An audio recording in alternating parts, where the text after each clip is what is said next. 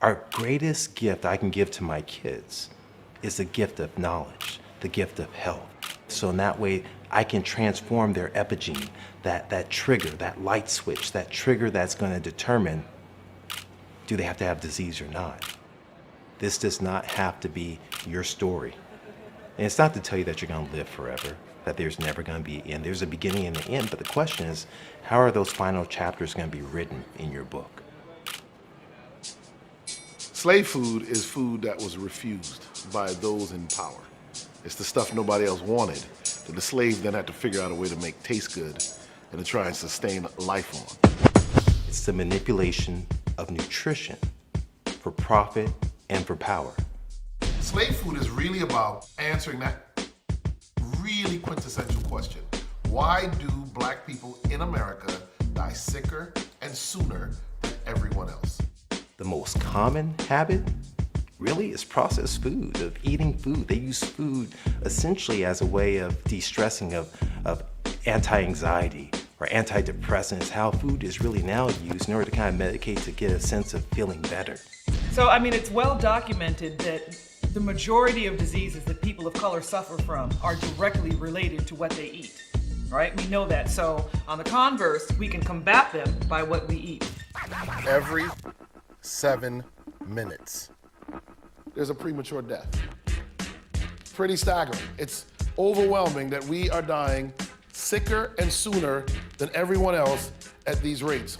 Why does this happen? From the idea of stress, it can be life stressors, but also the idea really about this unique idea of a racial discriminatory stress that plays an impactful role in the manifestation of disease.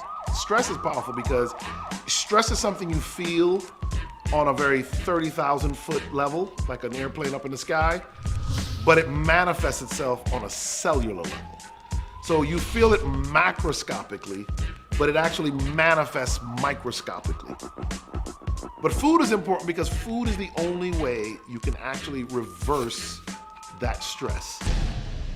In terms of the African American experience and African American community, really it dates back to the origin, Western Africa, and that sojourn over into Americas, inside the Caribbean, inside of South America.